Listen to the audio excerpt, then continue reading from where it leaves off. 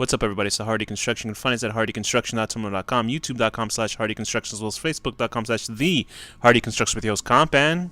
Heat Dialer. Today's film is Transfiguration, 2016, although it says 2017 in other places. Yeah, on IMDb it says 2016. It was released on Netflix, I believe, on 2017, so that's probably where the confusion is. And I actually see the poster somewhere near where I live on a bus stop, and I really want that poster, because the poster is... Is it... It's not still in theaters or anything. No. I think they're very lazy where I live with the posters, so they just they never take them down. I actually have that's cool. Go fucking snatch it up. They usually change them around 2 in the morning, and then they just... I don't know what they do with the posters. But anyway, the poster for the Transfiguration, when I first saw it, for some reason I thought it was a shadow of a kid walking in silhouette. It's a red poster with a kid on in silhouette, and his shadow turns into Nosferatu, the original, the classic Nosferatu monster. But for some reason I figured it had horns because I'm stupid. Anyway, the Transfiguration 2017-2016, when a troubled teen Milo who has fascination with vampire lore meets the equally alienated Sophie, the two form a bond that begins to blur Milo's fantasy into reality. Directed and written by Michael O'Shea, starring Eric Ruffin, Chloe Levine, and I guess it says Jelly Bean, so Jelly Bean must be the dog in the movie. Is Chloe Levine Sophie? Yes, that is a girl. She was also in Marvel's Netflix's The Defenders for 2 episodes. Still haven't seen it, so shut up. Well, she was just there. I was just like, oh, there goes the girl. I want to hear a word about it. I was like, there's the girl from Transfiguration. So I picked this movie because I heard very good things about it. I heard actually interesting things about the poster. I heard good things. I heard great things about it. So far, it's my favorite horror film of this year. Just narrowly... 2017? Yeah, narrowly beating Get Out. But it's for me. It's for me. For certain reasons. Because I think I identify more with this film than I do with Get Out. Okay. But strangely enough, both films have black leads in it, which is pretty cool. Because I think we should have I was close to talk to you off episode about this, but I was thinking we should actually try to cover newer films as well within the next couple next year. Yeah, but I mean we probably watch 5 movies that are new compared to, you know what I mean, like in the actual year that we do them, because new movies are horrible. Well, because most new movies aren't particularly good, and also there's not that many of them. So this movie, The Transfiguration, I had seen posters for it. There was posters for this basically everywhere I had gone. I'd never heard of it until you told me. Also in the train stations and stuff like that, you see little posters for it. Oh my lord! And I saw they get in the trains, they get in the buses. What aren't they getting? Have they got the billboards on the highways yet? The most profitable film genre is the horror genre, and because we see so many of them. There's like a boatload of horror films that come out a year. They're not necessarily all good. So when I see posters for indie type of horror films, they're either usually slashers or ghost found footage type of horror movies, and I'm not really interested in seeing that. And with this, I had no idea what this movie was about. I just saw the poster with the kid's shadow turning into a monster. I was like, oh, maybe he's a demon, he eats people, or maybe he's just mentally ill, which leans more towards that in this film. I don't understand saying that it's questionable if he's a vampire. No, it's not. It's not questionable. He's mentally ill. Yeah, he's mentally ill. No, but I saw that on the Wikipedia or IMDb. It's like... That was somebody wishing for something, because I had the same inclination at the end of the film myself. I was like, it's absolutely real. I was expecting not real. I'm saying. Sorry. You mean it's like a film based in reality? Anyway, so this film stars Eric Ruffin as Milo, and it's weird because I was trying to figure out how his acting was in the movie, because it doesn't seem like he's a great actor, but the character that he's playing is so strange. Yeah. Oh, I totally agree with you. Do you know what I mean? Because at points I was like, oh, he's not a very good actor, but then at other points I was like, but the guy he's playing is so fucking awkward that maybe he's a really good actor. And this is while watching this film, I had this comparison between 2 films. Like, it's like amalgamation of 2 films, and they actually mention these films they actually mentioned one of the films in this film, and I had seen a lot of reviewers actually say the same thing, which is this film feels like Kids meets Let the Right One In. And just to explain those two films, you ever seen Kids? It's Like this. a really long time ago. Yeah, it's a film that I thought it was almost illegal to watch because I'm watching it on VHS. Kids is essentially this New York film directed by Larry Clark, who's a pretty famous photographer, director, and it's about 14 to 17-year-old kids around New York City. Well, actual like the age. That was the first movie that. Talks about Who's AIDS. my girlfriend? Who's my girlfriend that you met? Chloe. Sevigny. Not well. I like her too, but our other girlfriend, the one that you actually met, and we talked about her today.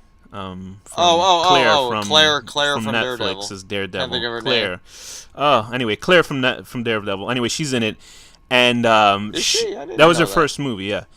And shit. it's essentially about these kids, and it's sort of a heavy-handed sort of AIDS drama where And everybody drugs. like a lot of people get AIDS, but it's really it feels documentary style, where it feels like just hanging around watching these kids, and there's like these long kind of wide takes and stuff like that, and that happens a lot in this film as well. And the let the right one in is basically the a relationship between two people, one of them being a vampire and the other being sort of led into this lifestyle. And those two films felt like, this one put together, but in a really raw, gritty way. Like I was trying to figure out where this movie took place because it was actually satisfying to see a movie This take movie was place. like depressing to me. Yes, actually. it is because it takes place in New York City. But I was like, is that Does Brooklyn? it? Is that Brooklyn? Yeah, it takes place in Queens, in New York City. How could you I not honestly, see that? I Was was trying to figure it out, but I thought maybe they were at Coney Island at one point. They were, yeah, they actually are. Okay. The scene in there where he has a fantasy of killing Chloe in it. So this film, it's hard, not hard to describe because a lot of people saying this is more of a drama than it is a horror film, but there certainly are horror elements in the movie, and it goes places where I didn't think it was gonna go. But it does sort of have an ending where you expect it to go, where I certainly expected it to go, where the self-sacrifice and stuff like that. But spoilers I actually abound. wasn't sure. I thought he was gonna kill himself, like actually kill himself. So Michael O'Shea had written this film. He had written another film, and I believe because he's actually an older guy, and this is his first feature film, and he was actually a taxi driver, and they said like Robert De Niro. yes, he was sitting in a car with Martin Scorsese, as Martin Scorsese talked about his wife having an interracial affair behind his back and waiting to go kill him. And he was looking in the mirror and like, what'd you say to me? Like he was looking at Martin Scorsese through the rearview mirror, doing the lines. And then he the pulled whole his time. gun out and he'd be like, "Is it me you're addressing? Me you're talking to?" Get it? 'Cause And that's what what's the play on girl? what it says. Jodie Foster. Yeah. Jodie Foster's like on the roof, like clinging for dear life as they're going like really fast through New York City. I don't know what you're talking about. Could you imagine? Was that the movie where that guy shot John Lennon to impress Jodie Foster? Was that the movie that turned them I on don't about know. Jodie Foster? Jodie Do you Foster. think she was impressed? No, because she doesn't like men. So there you go. Do you think that turned her off? Imagine that's what it is. No, she was born that way. How dare you? So Milo is this kid living in Queens. He's a very shy, reserved weirdo, so to speak, and he is living in Queens in the projects. He has a brother. I was trying to figure out what the fuck his brother's deal was in the movie. I was like, why is his I think brother? he was in the army. Yeah, he or was something. he was in the Iraqi war, or Yeah. maybe something even closer. I don't know how old his brother is. Well, Iraq's kind of still unofficially going, so yeah. I like how on the IMDb page when it lists the people's names, the dog is third credited. Jelly Bean, Sophie's friend's dog. Very What? bizarre. I don't When know. the fuck was there a dog? I don't remember. But so his brother in the film. Oh boy, are you gonna laugh at who did a cameo in this movie? You're gonna laugh so Oh, hard. I know. I saw the Oh, great. cameos. Okay, Lloyd so Kaufman, Fassbender, or whatever the fuck his name is. yeah, Larry so Fassbender. so he has a brother. I can't see why his brother's name isn't. Oh, on these Larry credits. Fassbender. Sorry, I always forget that guy's name. Yeah, Oh, and also the guy that plays Jeffrey in Frankenhooker. is he in this movie? He's in this apparently for like 2 seconds. I don't have internet access right now, but go through the names. Or wait, am I thinking of something else? Maybe I'm thinking of something else. This movie's so good, one actor got credited twice on the IMDb page. I know it's hard to, because even I have an IMDb page, Somebody, there was a character named Troy, and he's played by Jaquan Kelly and Jaquan J. Kelly. So he got listed twice. I guess that's Okay. both the credits. Anyway, so his brother in the film is this guy from Iraq, and he's essentially just sitting around. He looks like he just wants to stay in and watch TV all the time. He looks as blank as his brother, but not in a disturbing way. Yeah. And apparently, what happened when they were younger, or actually probably the previous year or something, Milo's mother had committed suicide, and I don't. Did they get into why she did it? She just killed herself, right? No, they didn't get into why, I don't think. And that sort of triggered Milo's interest in blood and drinking it. And the film actually starts out with, a bathroom stall, some dirty bathroom stall. I guess I can't tell which station that was. I don't know if that's the one in Brooklyn. I wasn't thinking it was New York okay. at all until halfway through, so I wasn't paying attention. And he's drinking the blood of some guy in a toilet stall. So I was like, okay, well, he's actually starting to kill people. Unhygienic.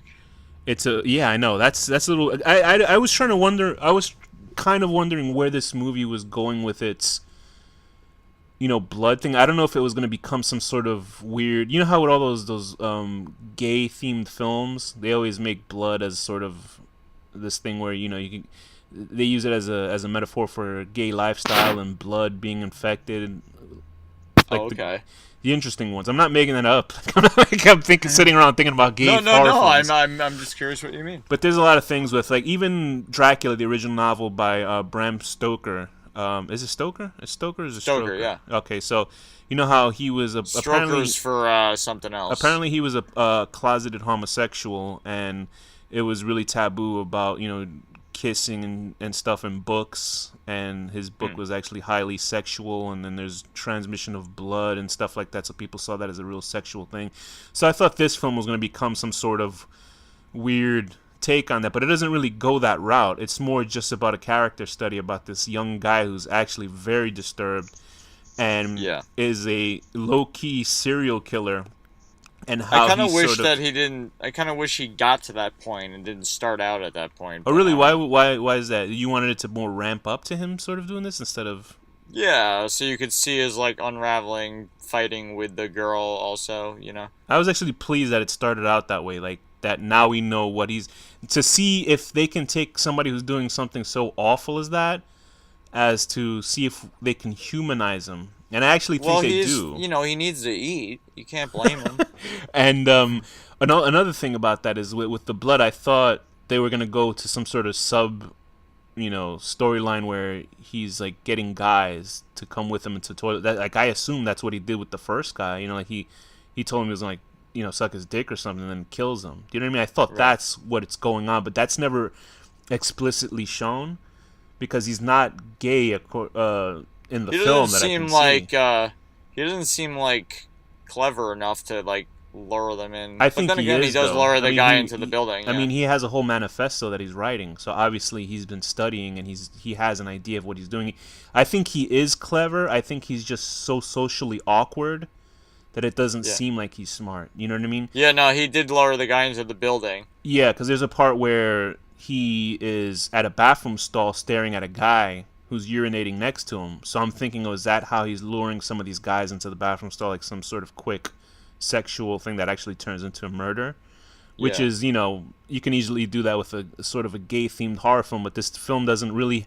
This film does deal with sexuality, but it really is just a microcosm of the entire storyline. That is a kind of weird idea, though, to look at somebody's dick as they're peeing. That would be like looking at somebody's butt as they're pooping. But that certainly is a thing where guys, have a look with each other. I've heard about it. No, I get it. You're seeing the dick, but there's pee coming out of it. But well, maybe they want to, have some fresh lemonade. But I've heard stuff like on Howard Stern where they were talking to these gay guys, and they were like, you could just give a guy a look, and they'll know. So I don't know what the look is, but I guess whatever. And I thought that's maybe what he was doing in this film. But the film never it never treads that thing, and I think it's everything's so loose with Milo as in his interactions with people that it keeps him very you have answers, but you don't have answers at the same time. Like there's no real definitive answers of why he decides to be the serial killer that he is, and he's Oh, I don't necessarily care what the reason is. Just enjoying watching it. yeah, and this film, and there's obviously he did stuff back in the past because it cuts back to these scenes with his faceless psychiatrist or I guess a counselor that's been talking to him, asking him if he's had thoughts about killing animals because apparently he must have gotten in trouble. There's people on his block as well. Probably after his dad died.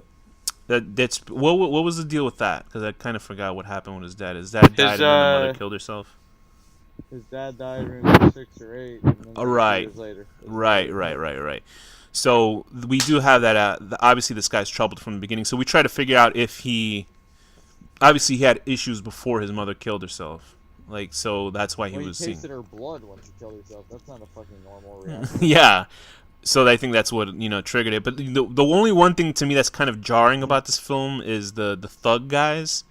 Like the way I understand what their reasoning for to be in the film is, because Right. they're there at the catalyst to sort of have Milo set up his own suicide towards the end of the film. But whenever somebody that is not from the hood, so to speak, he actually grew up in Queens back in the 50s or 60s, I believe. But whenever a character tries to write for urban characters nowadays, it always sounds so halting. It doesn't sound real to me.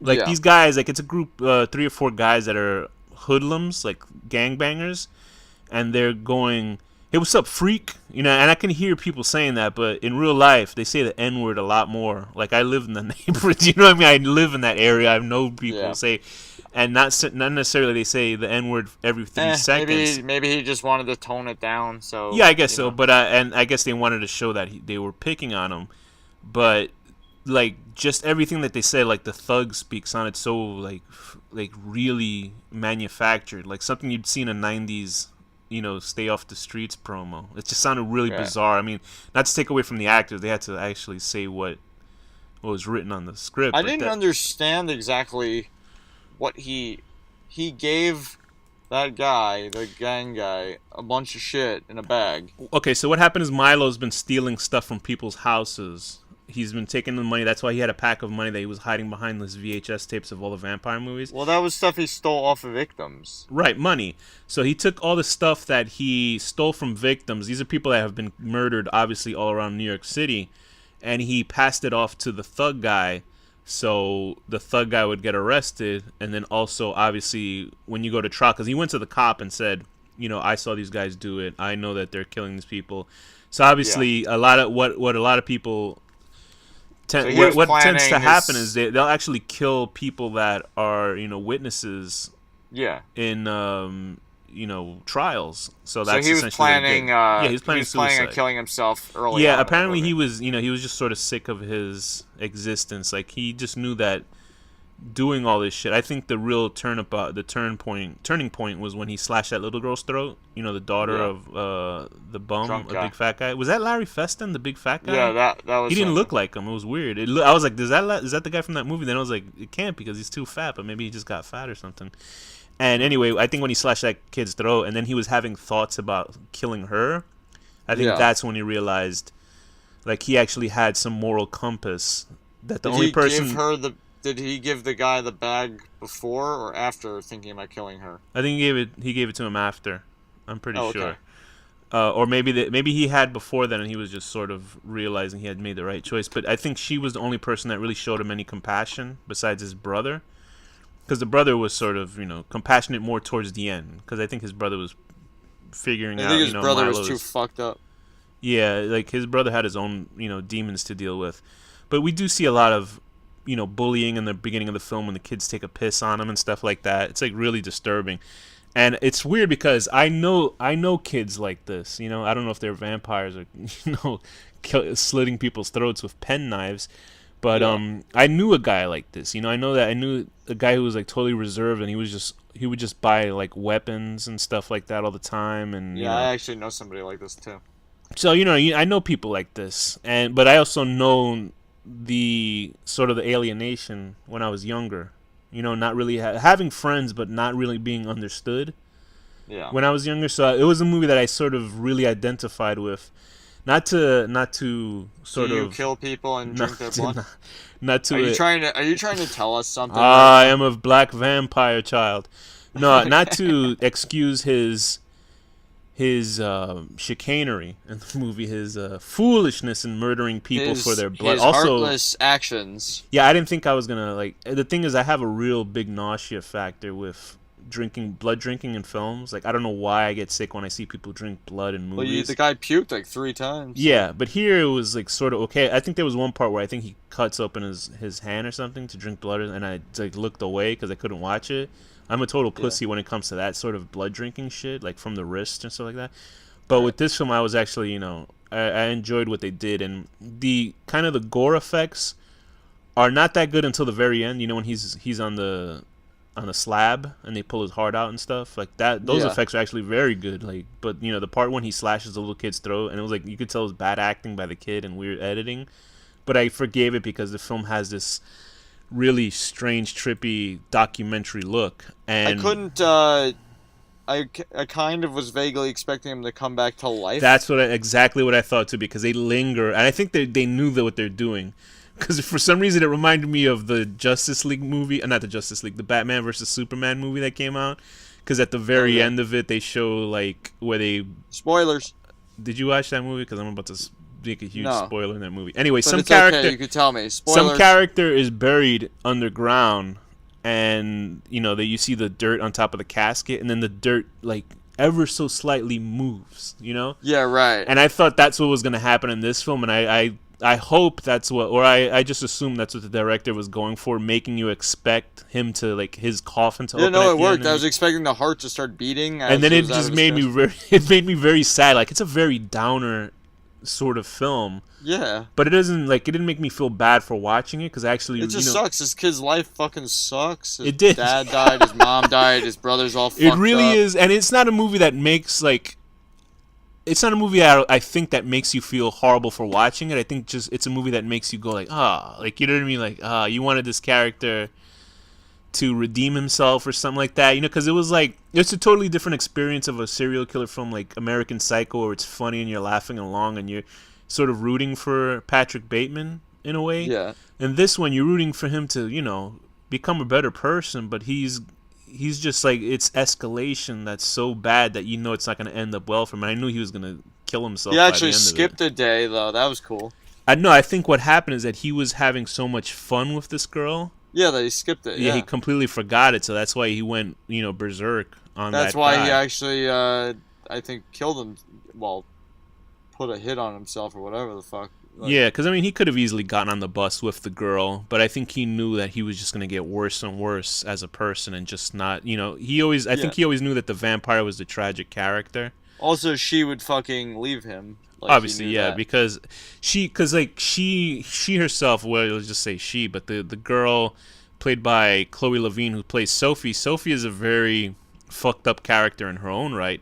And she's not a hateable character. Anyway, she's not somebody who's like a piece of garbage, but she's obviously crying for help.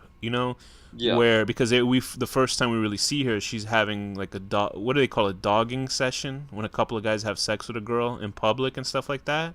Right. And he just I've happens. never heard that term. Yeah, I've heard about it, and he happens to be on the scene, and he just talks to her like it's nothing, because his world is so twisted that doesn't really mean anything to him, which is he saw, because he's not really obsessed with sexuality in the film.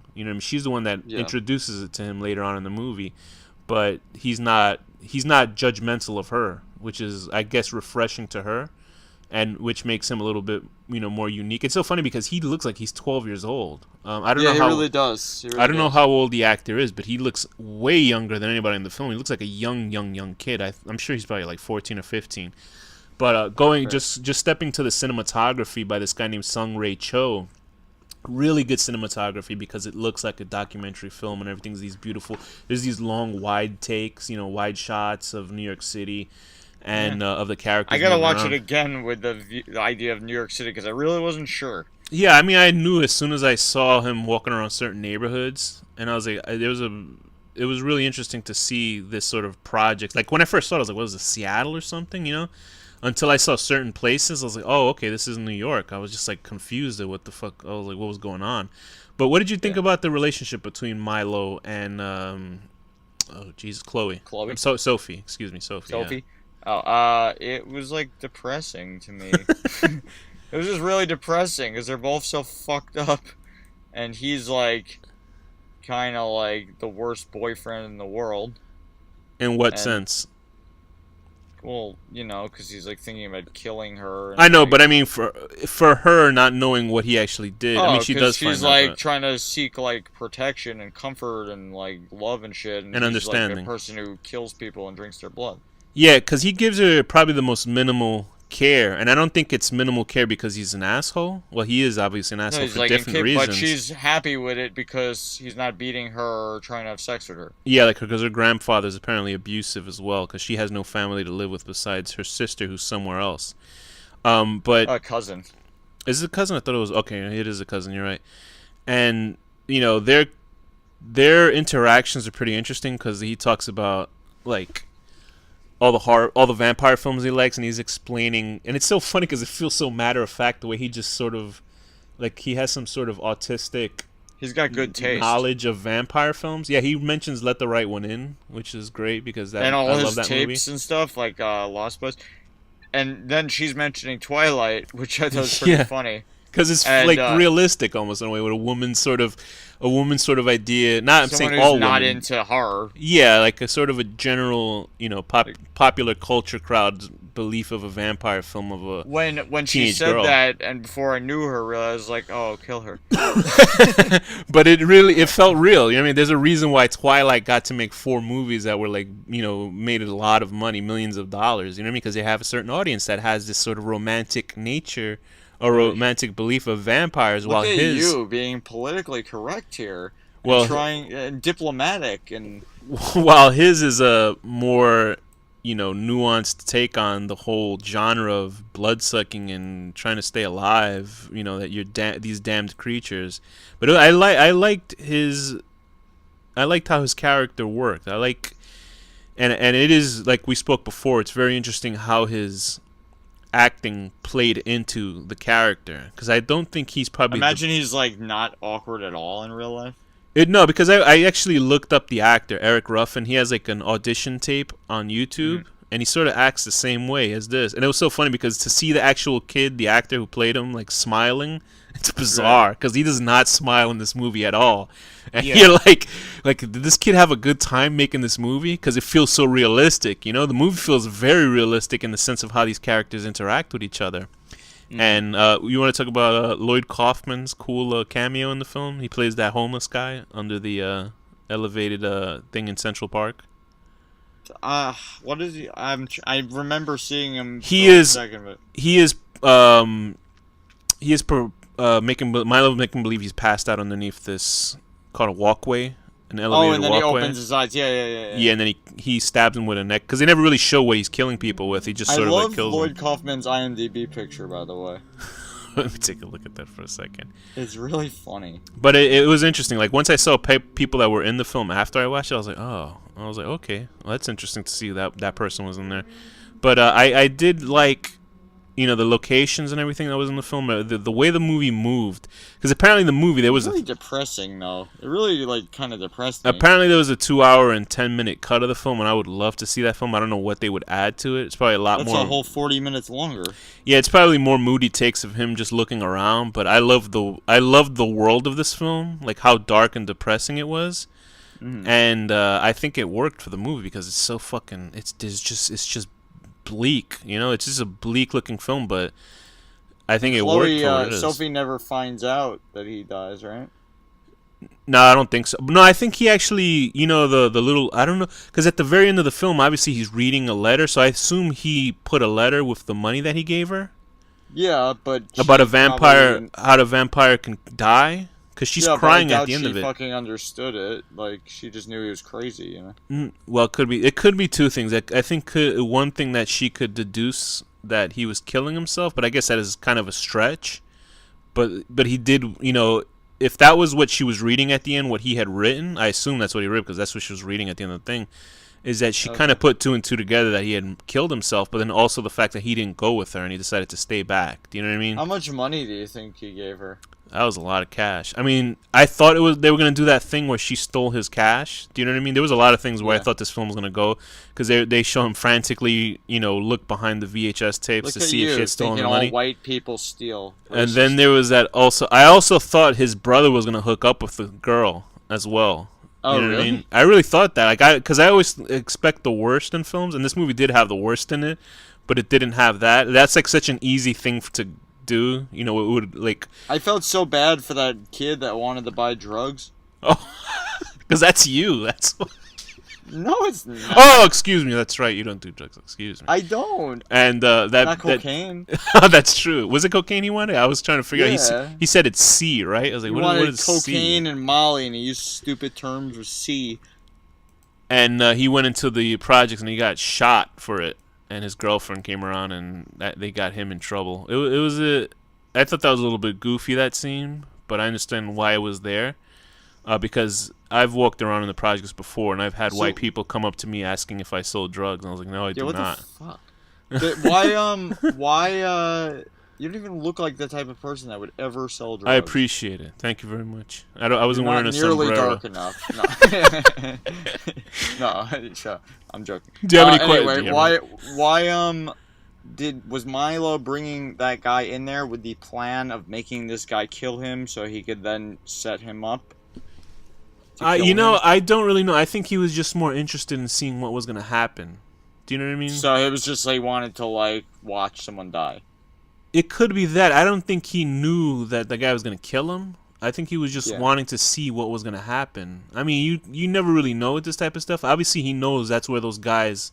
I mean that's initially. I took it initially as he just wants to see I thought he was just violence. gonna. I thought he was just gonna kill the guy in the room. I thought he was just gonna kill him because he's leading him down a stairwell. Do you know what I mean? It's like obviously a setup for him to kill the Yeah, guy. well, that's but then what the I other first guys thought. came But in. then when those other guys came, I was like, oh, okay. I mean, it guess could he- be. It could be that he was gonna kill the guy. Do you know what I mean? But then those other guys just happen to walk in, and all that shit happened. But you never really know. Like it is questionable why he did that. Me watching it, I thought he was just gonna try to kill the guy and drink his blood. But there's that other girl out there, and I think he would be smarter than to kill the fucking guy while his Yeah. girlfriend was outside. So obviously he got in trouble for it. I don't know why they didn't look into him anymore, because his girlfriend would have said, "Listen, he's the one that led him into this room." You know what I mean? That obviously he would have been arrested more, because even if you're in the same, if you put yourself in the same location, this is from me watching the show called The First 48, which is they Yeah. follow cops that arrest. the first 2 basically- days of a crime. Yeah. Yeah, they arrest everybody that's not white in that show. I think I've only seen one white person ever get arrested because I guess the documentary crews know where they're shooting. And if you put yourself on the scene of a crime, you're essentially almost setting yourself up to go to jail. Essentially, that's what it is. Yeah. So, and that's what happens in this film. And I'm trying to, I still, that's still not clear why he does it, but I guess he must have known that kid was going to get himself fucked up. I didn't think murdered, but whatever. What'd you think of that Berserk scene when he When he killed the follows little girl? Larry Feston? Yeah. Yeah, I felt bad for the little girl. Obviously, yeah. And the way she died was kind of funny. And though, it was I so have to funny admit. because well, it's not funny, but I thought it was interesting how at the beginning of towards the middle of the film, he has an opportunity. Like, they set up the opportunity for him to slash that kid's throat at the park. The one that Oh, but then loses somebody his soccer called ball. the name. Yeah, but they lead you to believe he would not kill the kid because he wasn't going to kill that kid anyway. So when he is in this next scene with this young little girl, you're like, he's not going to do anything. And then he actually does it. You're like, oh, shit. Like, the movie went there. Like, it shows an actual graphic, Well, I death think of a that's when child. he realized officially he's too fucked up to live. Yeah, I think that's what it is. Because I haven't seen, you don't really see graphic deaths of children in movies. You know what I mean? The only other time I saw that recently was with this movie called Dog Eat Dog. It's a Nicolas Cage And movie. Legend of the Evil. That's true. I still don't like those kids. To me, Japanese people, they have no age. Like, unless they're an actual small child, I think they don't age that They- well. Like, because What do you Japanese mean? women don't age that much. Like, after they hit Dude, 50, he killed that's when like they get age. fucking 40 No, I get that, but I don't picture them teenagers. as teenagers. It's very weird. Because they're so youthful-looking people. Is that racist to see- say? You see what he's saying? What am I Everybody- saying? Am I saying they have no souls? Do you see what he's saying? But so anyway, well, that and Dog Eat Dog, which is a Nicolas Cage movie, so that should tell you enough of what kind of movie that was. And it had Willem Dafoe actually shoot a 12-year-old kid, and I was like, whoa, I didn't expect that to happen. Anyway, with this film, there is a graphic murder scene. There's about like 4 or 5 graphic murders in this. Well, 3 graphic murders and 4 to 5 actual kills in the movie. Yeah. And were there any bad things that you thought didn't work with this film? It was slow moving. Is that what it is? It was a little slow moving, and the budget showed a little bit because, like, yeah, some of the kills could have been a little better. Yeah, I think some of the special one of the effects editing, like, I think it was like the first one where you see a silhouette of him jump on top of the guy. It was after the bathroom, but like the first kill since the bathroom scene. Okay.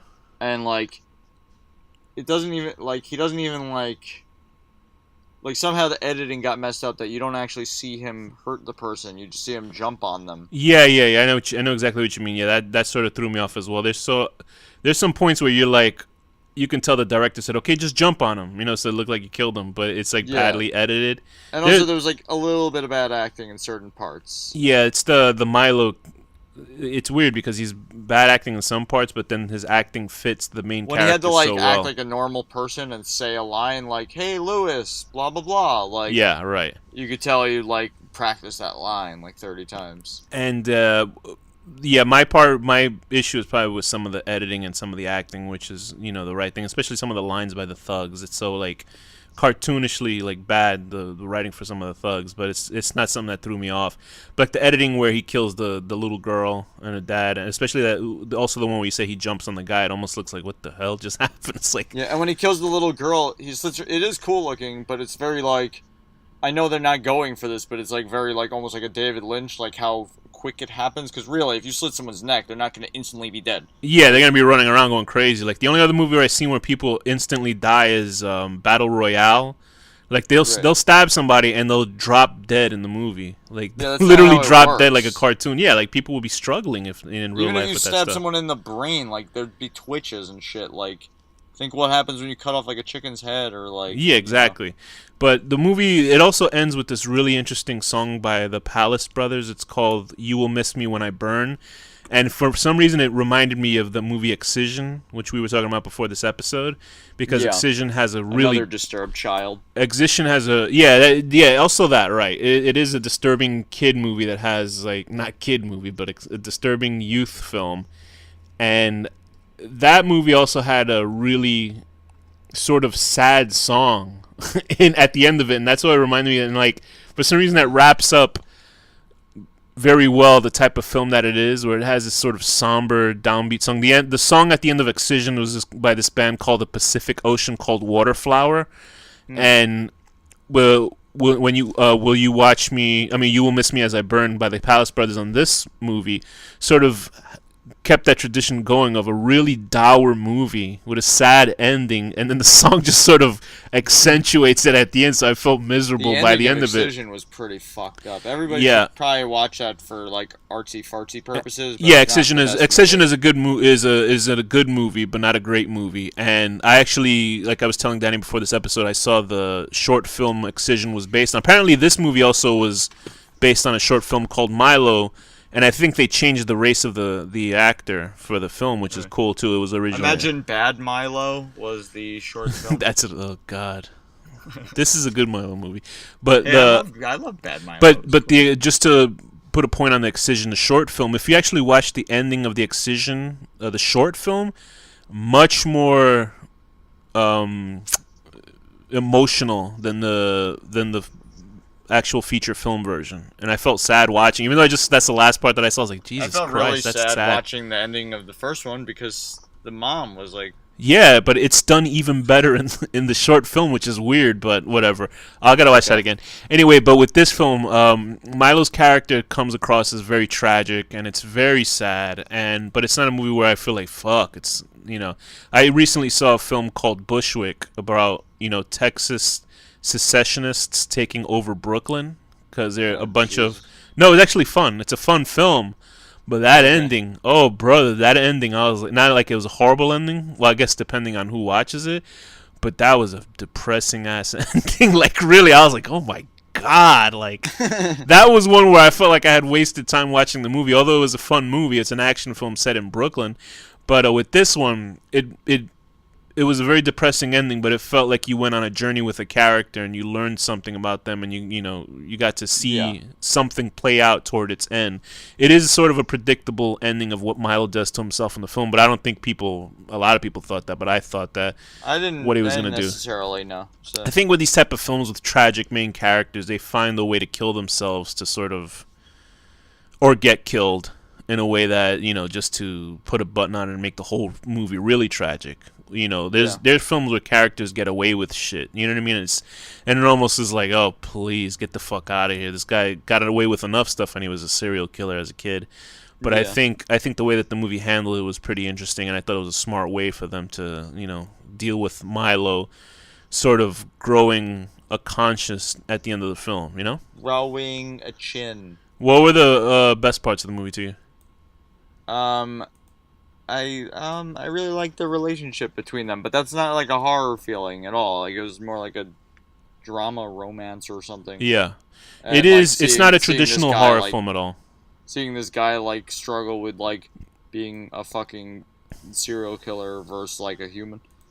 Yeah, it's not a traditional horror film at all, but it certainly is horror film elements. It is a horror into film by default because it's like vampire and stuff like that. But if you're looking for this to be an all-out vampire film, it's not what it is. It's more of a psychological horror film that is I wouldn't even within call a drama. This a horror film, right? If it wasn't involving like killing and shit, Yeah, but since it has that sort of tag to it, that it has horror elements to it, it's my favorite horror film of the year. If I don't find another drama film, this will be my favorite drama film in the year. I don't really do drama. As opposed to every movie is drama, but this and Get Out are probably my two favorites of the year, and it's very good to see movies with characters that are.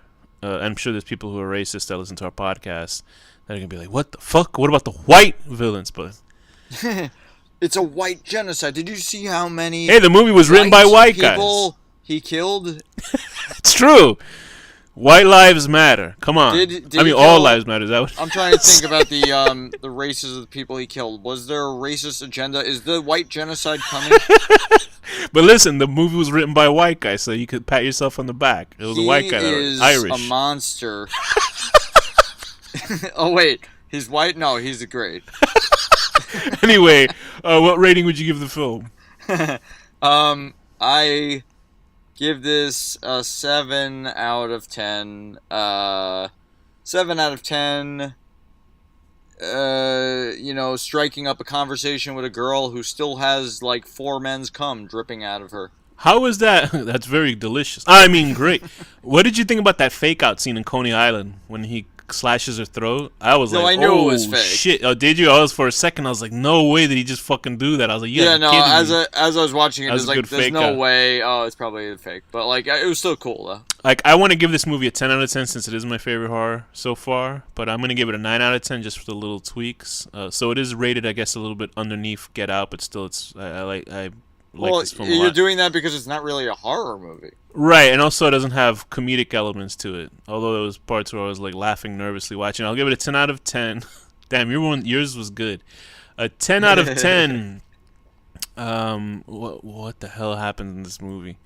A 10 out of 10 stabbing Lloyd Kaufman underneath a bridge, even if you knew it was Lloyd Kaufman. He probably didn't even know the camera was on him. Lloyd Kaufman. He was just dressed up like a bum, just regular. Imagine he was just the homeless guy under the bridge, and they just saw him like happen to be walking past. They're like, "Hey, you need money? You want to pay your rent this month?" Because he's looking for Michael Hirsch to write the next. You want to make Rabid Grannies 2? Oh, brother. Oh, why did you mention that movie? Harvey? I love Lloyd Kaufman. Anyway, so that's my rating for the film. With that, Danny, what's the final word? Steering wheel.